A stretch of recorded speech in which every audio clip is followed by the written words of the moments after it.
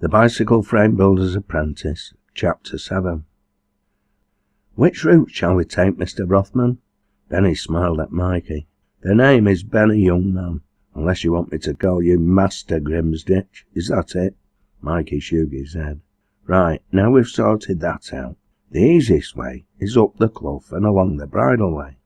"I think we should cut across the flank of the hill," Connie intervened. "If we do that, we can climb up behind Kinderlow, and then either go up onto the edge and descend down Grimesbrook into Edale village, or, if the weather turns, go down onto the old bridleway just before Jacob's Ladder." Benny consulted his map. "There's no sign of a path," he finally said. "Connie follows sheep tracks, not footpaths," Rosie informed him. "Don't worry, we won't get lost." She bent down to fondle Titch's velvet ears. "Will we?" she said softly. "And you'll get us home safe if Connie goes wrong, won't you, Titch?" "Well," Benny retorted, "Connie and Mikey are the locals. We're in their hands. What do you say, Lily?" "I'm up for it as long as you are, love."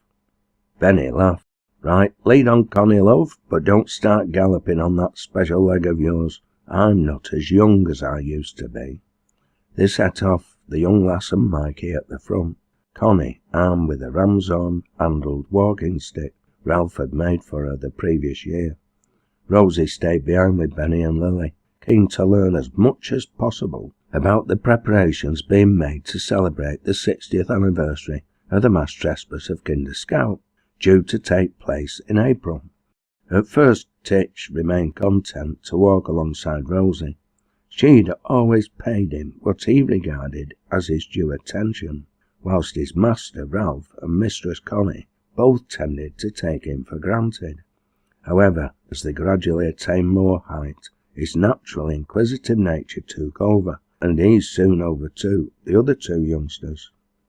The hayfield end of the mass of Kinder Scout, the plateau of which comprised some 15 square miles of open moorland, roughly faced southwest. Its edge, high above the farm, swept round in a shallow concave curve, with Kinderlow, the summit of which was the highest point in the Peak District, projecting to their right. Connie's route climbed steadily in a diagonal.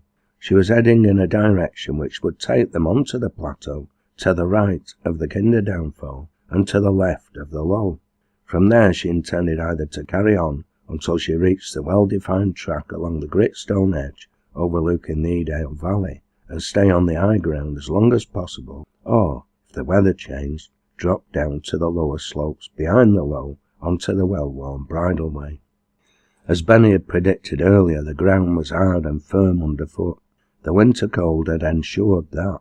Consequently, they made good progress.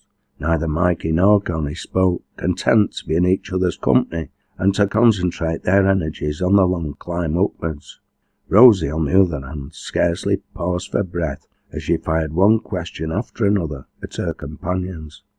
Apart from the Manchester girls' chatter and Benny's soft-spoken answers, the surrounding environment remained silent, save for the gentle sough of the chilly breeze, the rustle of grasses under their boots, and the unceasing bleat of sheep below them. Nearer the top, they all suddenly ground to a halt, startled by an unexpected sight. An Arctic hare darted out of the tussock grass behind a rock at great speed. Titch followed, hot on its heels, obviously determined on a chase, having flushed it from its form. Fast as the dog was, the hare was faster, and they watched the flash of grey-white as it zoomed across and up the hillside before it finally disappeared into a large patch of bracken, interspersed with gritstone rocks. The dog followed, and it too was lost to sight. They waited with bated breath, wondering if he would flush the hare from its new hiding place, but Titch eventually emerged from the area where the animal had taken cover, having failed to find his quarry. He stood, ears erect and alert, forepaws placed on a boulder, his dark liquid eyes fixed on them, as if to say, "Where were you when I needed you? What kind of pack have I been saddled with?" The two adults and 3 kids recommenced their walk. Just before they reached his boulder, Titch had darted off once more.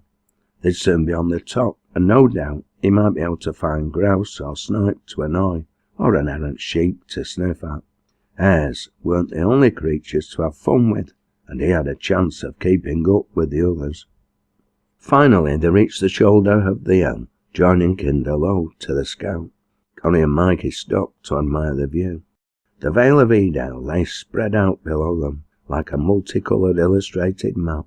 Benny, Lily and Rosie joined them, all three glad of the chance to rest their legs. Benny slung his rucksack off his shoulder, opened a side pocket and took out an oilskin cycle cape. "You should get one of these," he told Connie. "You can't beat them when you're cycling in the rain." He opened it out and laid it flat on the ground. Lily immediately sat down on the yellow triangle, and he followed suit. "They're also very useful for sitting down on when the ground's cold or damp," he added, stating the obvious. Lily chuckled. "And for other things," she responded.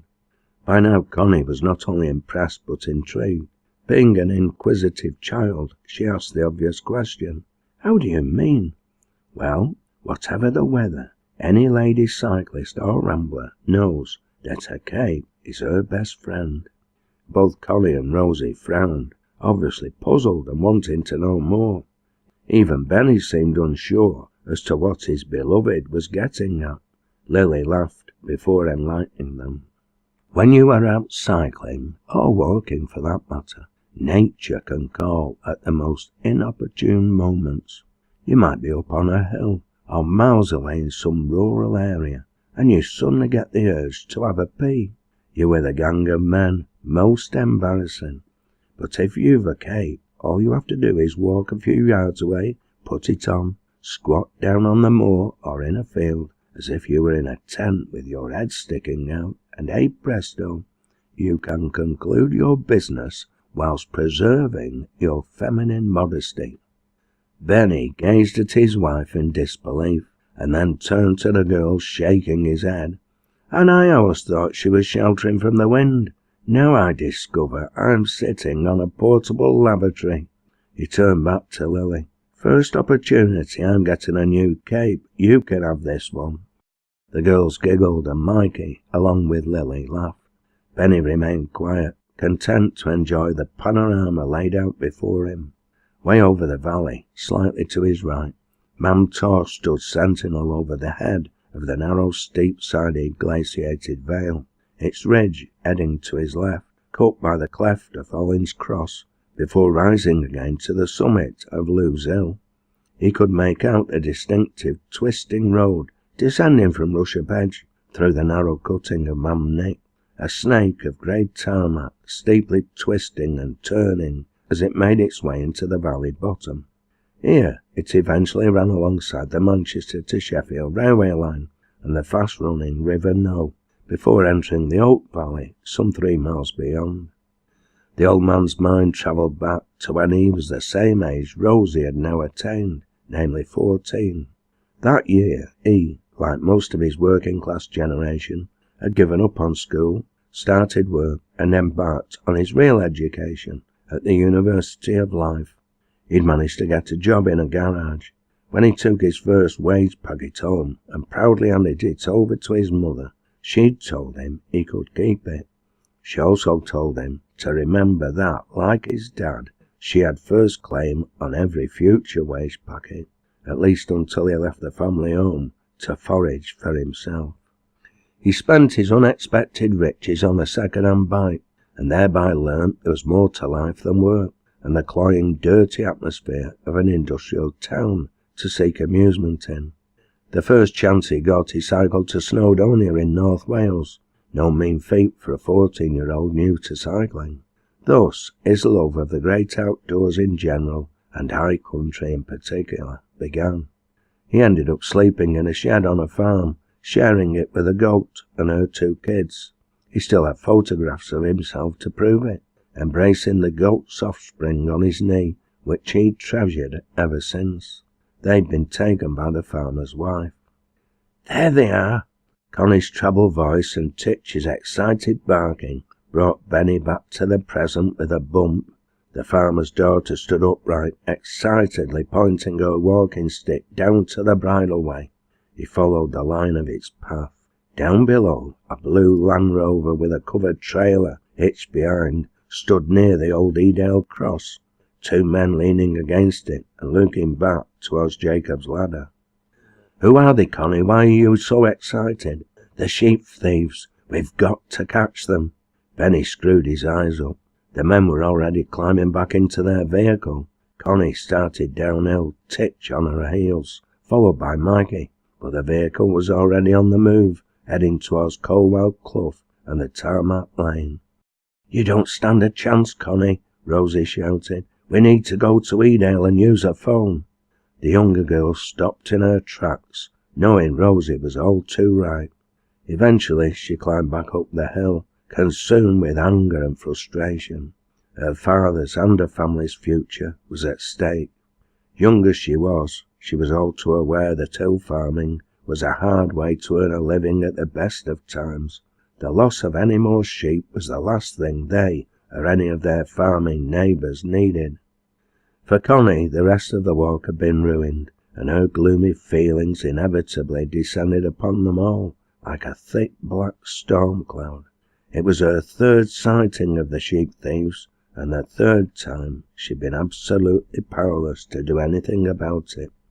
The fact that on the first occasion, when the Land Rover and trailer had forced Rosie, Ralph and herself to seek refuge by the dry stone wall in Colwell Clough, there'd been no way any of them could have known what activities the men were engaged in, completely escaped her attention.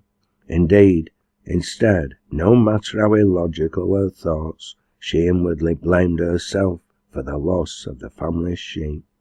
Despite the near-perfect weather conditions, she abandoned her plan for a high-level walk along Kinder Edge and insisted they descend to the farming hamlet of Upper Booth. Here she knocked on the door of Lee Farm, whose sheep, she assumed, would have been the latest victims. From there she'd phoned the police, and then her father, before continuing on to the Nag's Head, leaving the farmer to phone his near neighbours and other farmers further afield.